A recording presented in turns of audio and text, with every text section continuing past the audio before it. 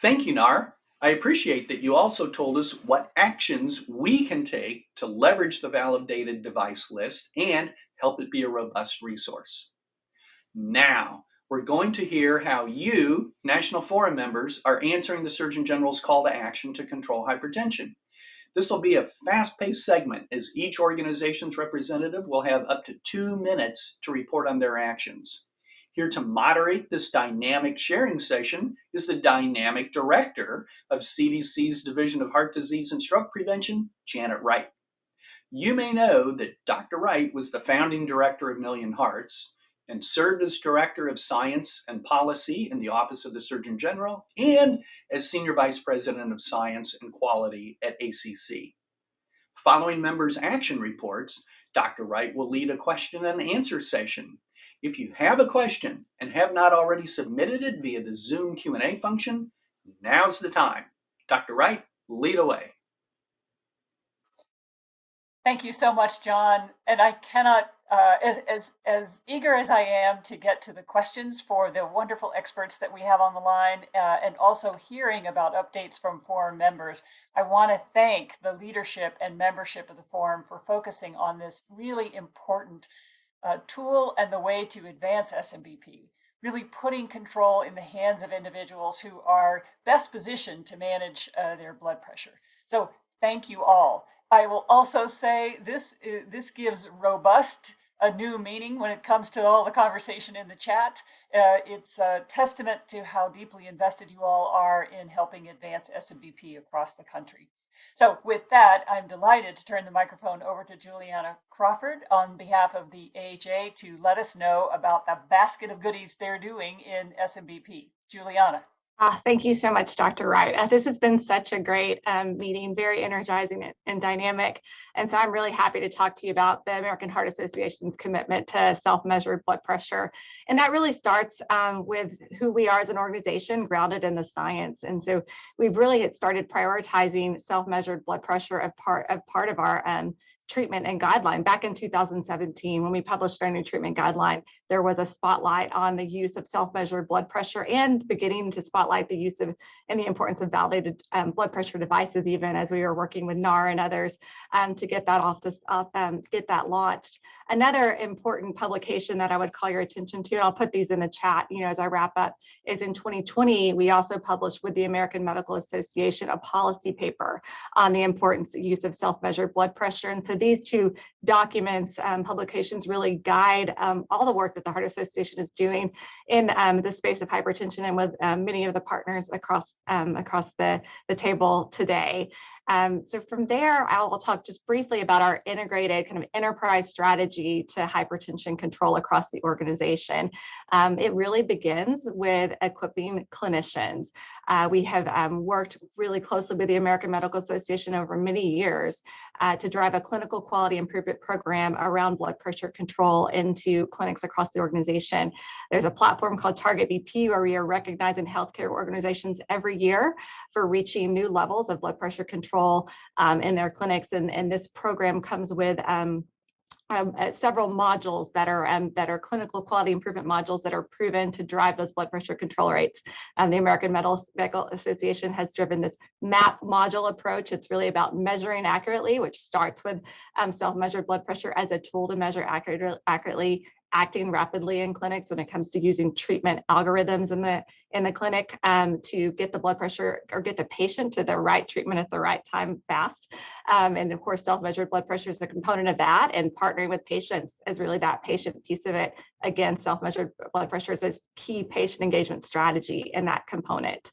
The second component of our strategy is really about activating the community. We know that patients spend a lot of time, much more of their time outside of that clinical setting in community settings. And so we're working with community partners across the country to look at approaches to making self-measured blood pressure access easier for them. And so really working, and I know that some of those examples are given today. And so thinking about partners we can activate to scale support for self-measured blood pressure across the country. The third part of our strategy is again about that patient engagement. And we have again partnered with the American Medical Association to launch a new series of public service announcement assets that are squarely focused on the practice and habit of self-measured blood pressure control. And so that is out there in the community too. We really think these three strategies in coordination, all happening at one time, are really the important kind of magic to turning this on. You know, the fourth piece of that is the policy piece. We continue to advocate at all levels to make self-measured blood pressure more accessible and more useful. We're really proud of the progress we've made so far. We're working, again, levels of government and in institutions, as Nar mentioned, with institutional policies and practices that bring this to life. And so we're really proud of this effort. A lot of it is happening with you all.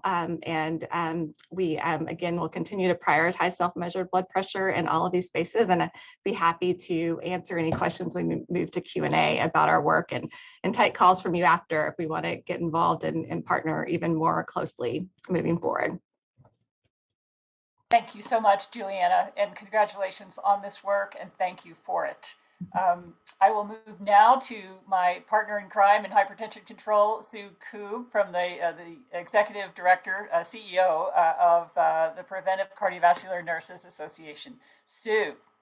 Thank you, Janet. And thank you, John, and the National Forum for such an exceptional day. It's been really a great program. PCNA has had a really long history in being committed to educating clinicians, and patients about SMBP. As many of people have been talking today, partnerships with other organizations and many of you here on the call today have been really key to success in our activities. Way back early in the 2000s, under the leadership of Nancy Houston Miller, we partnered with ASH and the American Heart Association to publish a call to action for SMBP, and it was published in JAMA. And then from that publication, we developed a patient education piece that had an actual measure component for patients to be able to check what their cuff size should be. And we've heard repeatedly today how critical that is in getting an accurate measurement. We have worked with the AMA, who also is on today, about looking at better support and coverage for reimbursement. I'm so glad to see Nar presenting, because we've talked with him and Allison on the validated device list, and have had Dr. Yvonne Commodore-Mensah, who is on our board of directors as part of the advisory group there. Of course, we actively continue to publish or promote that list and make sure both our clinicians know and the patients that they serve know that that's available to them. And then really what a great kickoff with the Surgeon General, because in response to the Surgeon General's call to action, PCNA has been part of a larger nursing group with CDC and Million Hearts, and contributed to a recent article, really a call to action for nurses. And that was recently published in Worldwide Views of Evidence-Based Nursing. And I will end to say we have tons of resources on our website, pcna.net. Please feel free to access those or contact me after. I'm over my time. Okay, I'm done. Thank you. Thank you, Sue. That's because you're working overtime for hypertension control. So we will turn now to Dr. Modele Oganaya. And she is not only the co-chair of the National Hypertension Control Roundtable, but she is fresh off of Emory University Grand Rounds just earlier this week, I think. Modele. Thank you, Dr. Wright, for that invitation. And I want to extend my appreciation to John Clymer and the National Forum team for an excellent program today. I am here today to represent the National Hypertension Control Roundtable, which is a coalition of public and private and nonprofit organizations dedicated to eliminating disparities in hypertension control through dialogue, partnership, evidence, and innovation.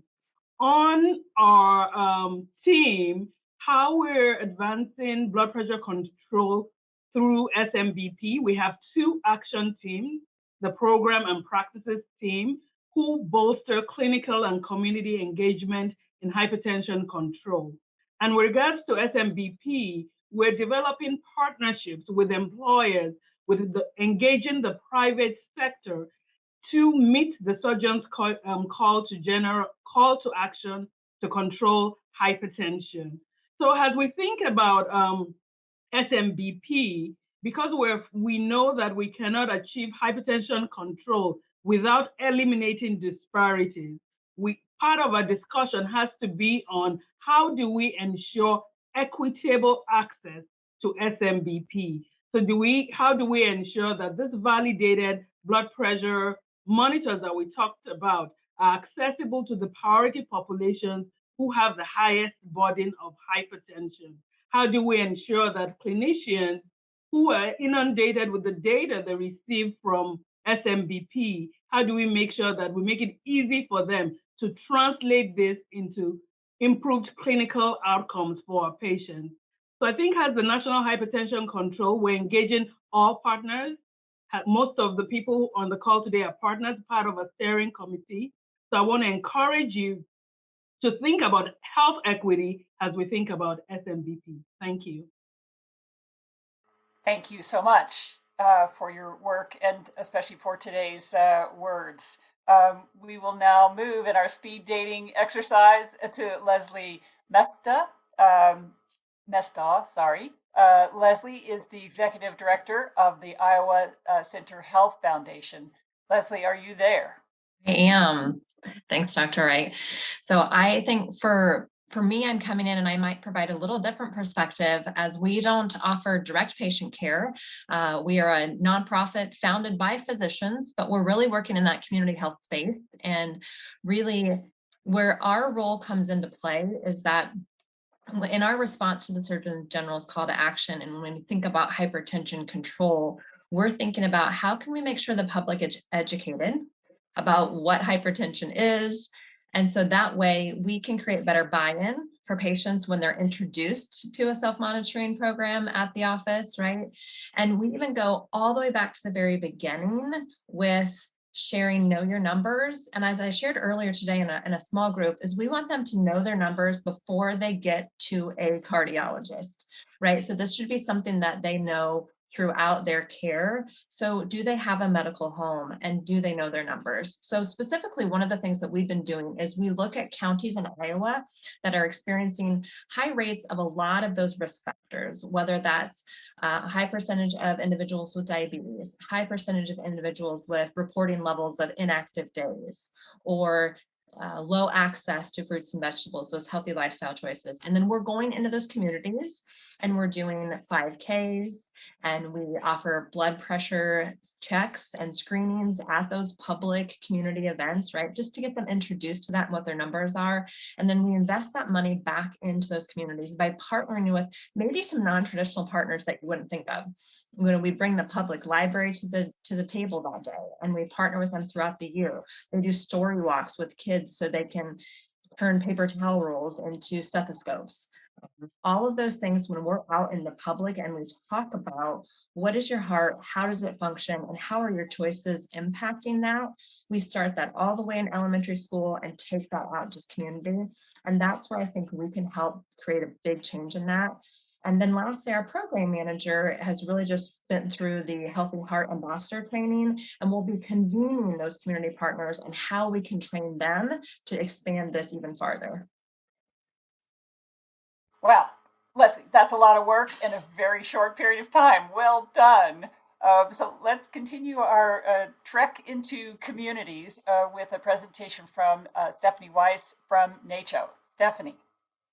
Great. Hi, everyone. Thanks again for National Forum for a great meeting and for inviting us to share a brief update of what NACHO, or National Association of County and City Health Officials, is doing currently to support SMBP efforts.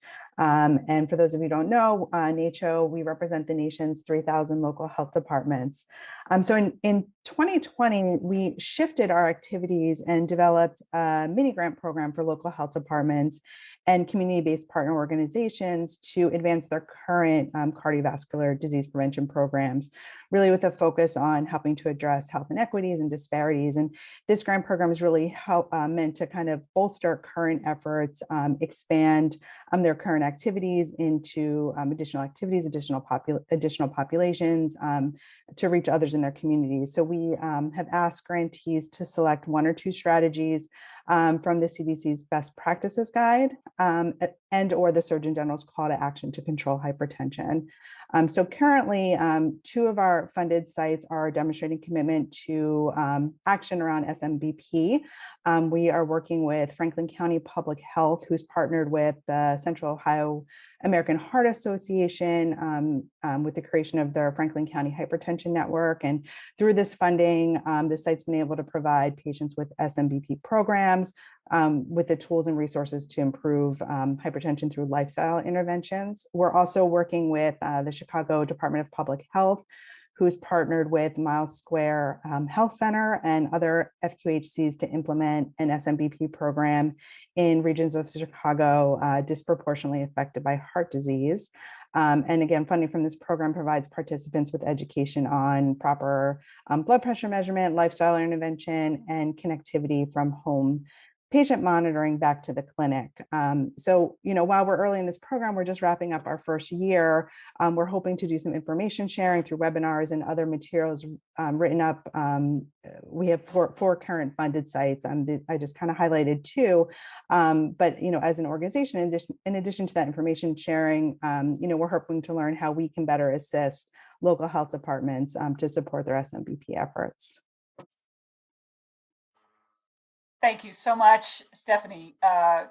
Great examples of work in the community. It reminds me too of something John said earlier. We all have a role to play, and it will take all of us to get SMBP out to the places it needs to be and into the hands of those who can use it. So with that, we will close our sharing session with someone else with a 10-year pin on advancing SMBP, joining Hillary and a few others of us. So I'll turn it over to Maria Prince. Maria. Oh my gosh, you missed all my excitement. I'm completing my my service to Aetna, a payer. I previously worked with our QIO in Maryland, promoting healthy hearts in Maryland. And before that, I was the chronic disease medical director. And before that, I was actually a primary care flight surgeon. And this is a no-brainer to me. This is the best value. I've been working on value-based care. And I know you all mentioned most of them, but there are other tiny barriers that we can meet, because Aetna has been covering this since I think 2017, when Janet asked me, can we get this covered? Yes, it's a no-brainer. We included it in our preventive services for the commercial benefit. And then I think as a private citizen, I'll be able to speak freely and help all of you in this mission. I'm happy to join you. Thank you so much, Maria, for your work in the past and all of that good stuff to come.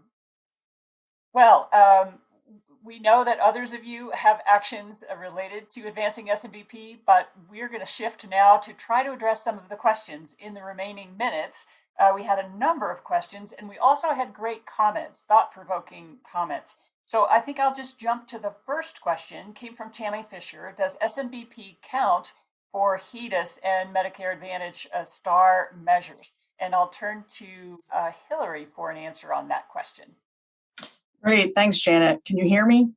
Yes. Yes, okay, perfect. So the very short answer, because I know we're short on time, the short answer is yes. There are certainly caveats in place, but the short answer is yes. And there's the HEDIS measure. There's also CMS 165, which is in the quality payment program, merit-based incentive payment system. So there's all these very close measures that look at controlling blood pressure. And for the most part, they all include, they all allow for SMBP readings. And what we've seen, which is great, is that over time, the specifications related to SMBP in those measures have evolved, and I would anticipate that they will continue to evolve, especially as the technology and interoperability evolves as well. Thanks, Hillary. We see a comment from Metal Almag about the importance of innovations in supporting patient access to SMBP, and we saw a lot of crosstalk in the chat about using text messages, not necessarily smartphones. So multiple ways for the readings to go in and out, but we want to grow that virtuous cycle between clinicians and people trying to manage their blood pressure. There's also a big call out for the role of community health workers. I'm not seeing a question there, but if any of our speakers want to comment on work related to community health workers, there was a question about who's actually creating the curriculum in Smbp focused on the community health workers. So AMA is working. They're providing the leadership on that curriculum. Awesome. Nara, I don't know if you want to say more on that. Juliana, did you want to say more about that curriculum? I was thinking maybe NAR might be best suited, but forgive me on that one. Oh, I'm sorry. No, that's okay. Yes, NAR. Yeah, just happy to say that we are working on that curriculum. So more to come there, and it's going to be very comprehensive and include other ways to staff and partner with communities to again help to increase Smbp more broadly. Thank you so much. I will bounce now to a question from Allison Smith, and I'm looking at my wonderful HRSA colleagues and others on the call. Please just weigh in as your experience could be helpful. The question is, what factors improve provider use of Smbp data to make diagnosis and treatment decisions? Don't be shy, you guys, a lot of experts on the call here. Well, I'll start just because no one's speaking and I never mind hearing my own voice. So, I think what we've heard from a lot of clinicians is they need to have confidence in the data. And so I think you've heard today a whole bunch of factors that can increase how accurate blood pressure readings are from patients. So that's the right cuff size, all those good things, proper positioning and preparation, and providing patients with the training and education that they need to conduct Smbp accurately and appropriately. But I'm sure my other colleagues have additional comments. And hi, Janet. This is Warren. I think that's a great question. And I think that a lot of clinicians would like to have a system where the patient doesn't have to remember to transmit the information.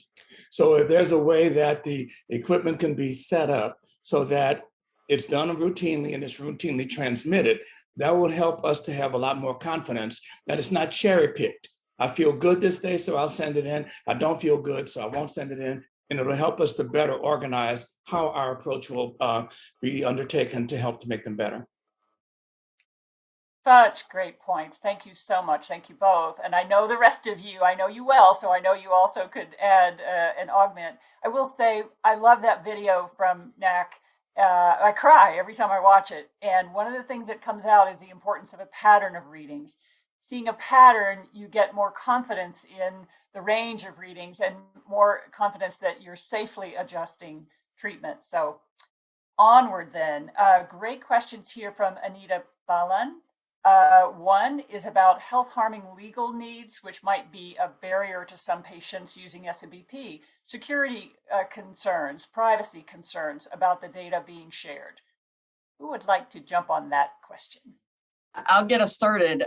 So some of the work that I previously mentioned that we've been doing with the Public Health Informatics Institute, this was absolutely a barrier that was brought to our attention, that there are security and privacy concerns, and that's totally understandable. And so we've had a number of conversations on the federal level with pertinent sister agencies about the need to regulate mobile health apps so that they are considered HIPAA covered entities.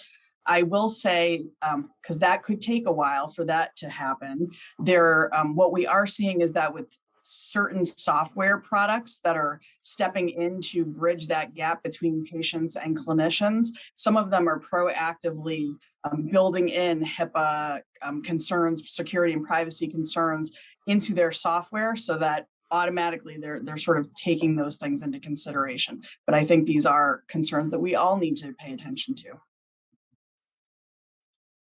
Thanks, Hillary. Any other comments on that particular question?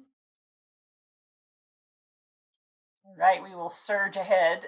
Deborah McGrath, you asked a great question about, is it correct, and Nara, I'm sort of looking at you, is it correct that while Medicaid does offer coverage for service codes, are the costs of these services considered a part of the PPS rate and are not eligible for billing outside or above the PPS rate? Yeah, that's a great question, and I think that's mainly geared primarily to the FQHCs and the payment systems that they are covered under. I actually want to call out, I believe NAC helped put together a reimbursement and billing piece of guidance that could potentially be shared that addresses specifically how SMBP could be paid for FQHCs. And I think it's maybe worth clarifying with the state Medicaid programs, what opportunities that FQHCs have available to them. We definitely recommend that the SMBP CPT codes are used even for just reporting purposes, even if they may be covered in other types of payment models for organizations. So thank you, Nora. I'll weigh in really quickly. Yes, we did produce something, and I'm glad to drop a link in the chat to that resource. One caveat is that it was produced during the pandemic, and so it really, based on pandemic guidelines around telehealth and other things. So we definitely have plans to update that should the public health emergency end formally, because it's going to look different. But I'm glad to put that in the chat. It is geared toward health centers because there is that question about the PPS rate and how those codes apply. Thank you both.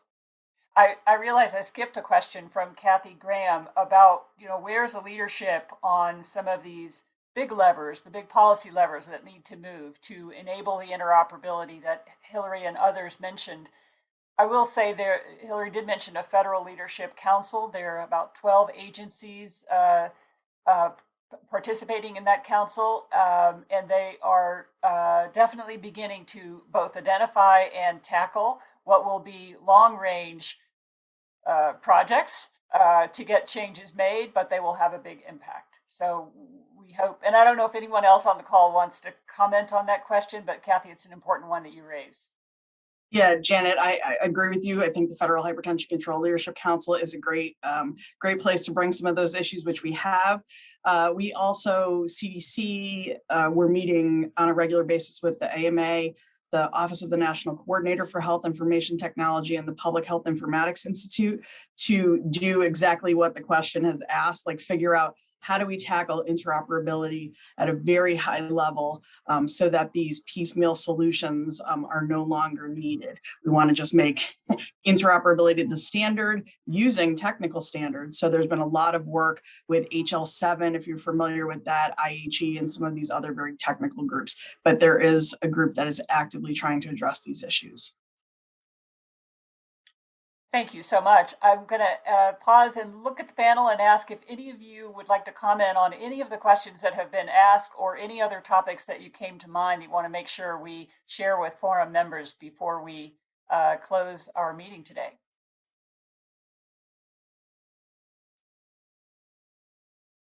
All right. I do see a note in the chat that Miriam Patanian from NACDD would like to give a quick update. Miriam, are you able to get on camera or unmuted? We can set that up in a quick moment.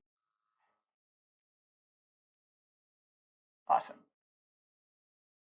And I see lots of resources pouring into the chat. So I realize I suspect, Julie, that we can compile those and make sure forum members get them. I see Warren nodding, so that's great.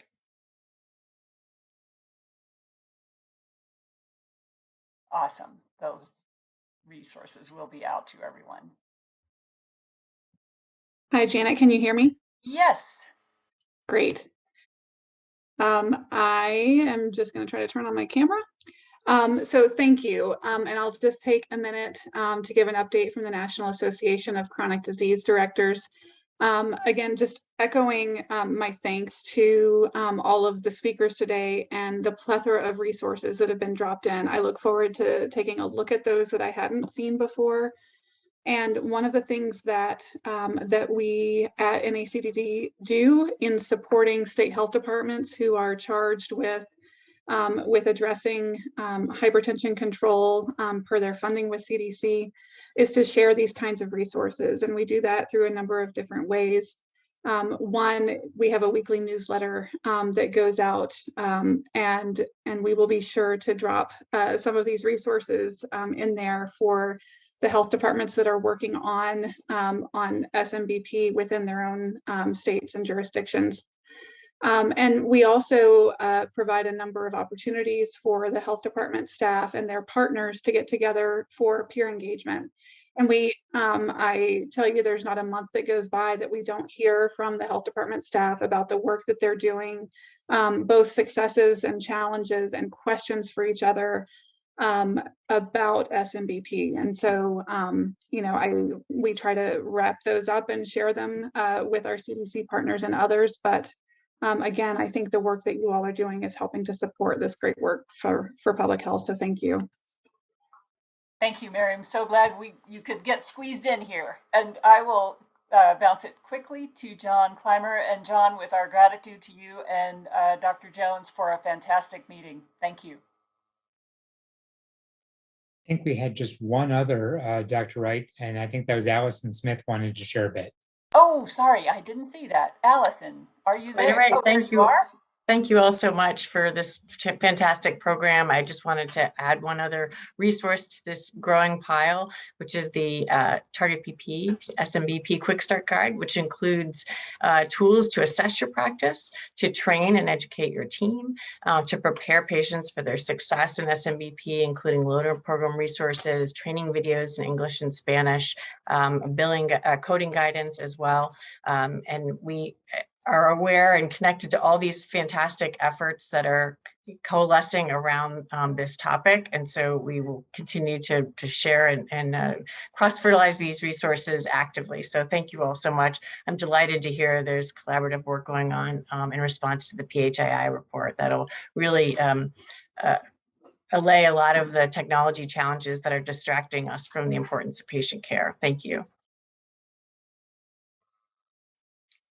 Thank you, Allison. And back to you, John.